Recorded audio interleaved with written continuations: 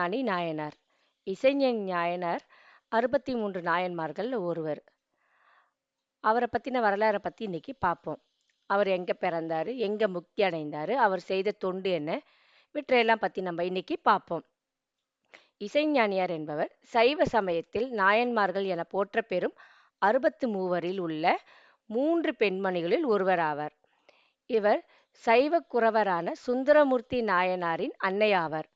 சுந்தரமூர்த்தி நாயனார் பெற்றமைக்காகவும் சைவ நெறியில் நின்றமைக்காகவும் அவரது பெற்றோர்கள் இருவரையுமே நாயன்மார்கள் பட்டியலில் சேக்கிழார் இணைத்துள்ளார். திருவாரூரில் வாழ்ந்த ஞான சிவாச்சாரியாருக்கு மகளாக பிறந்தார். இவர் கௌதம கோத்திரத்தினை சேர்ந்தவர். திருவாரூரில் உள்ள சிவபெருமானின் மீது பக்தி கொண்டவராக இருந்தார்.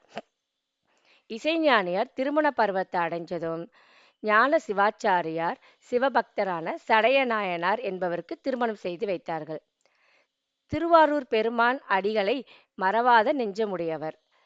சடையரை மணந்து உலகில் மெய்ஞான ஒளியை பரப்பும் நம்பியாரூரை மகனாக பெற்றார்.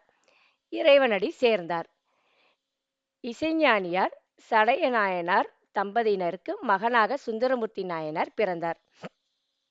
இங்க இருக்கும் இறைவனோட பேரு வன்மீகநாதர், இறைவி கமலாம்பிகை, தலமரம் பாதிரி, தீர்த்தம் கமலாலயம், குலம் ஆதிசைவம், அவதாரத்தலம் திருவாரூர், முக்தித்தலம் திருநாவலூர், செய்த தொண்டு சிவ வழிபாடு, குருபூசை நாள், முக்தி பெற்ற மாதம் சித்திரை, நட்சத்திரம் சித்திரை.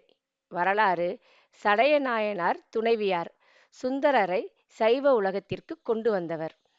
முகவரி: அருள்மிகு தியாகராசர் திருக்கோவில், திருவாரூர், திருவாரூர் மாவட்டம்.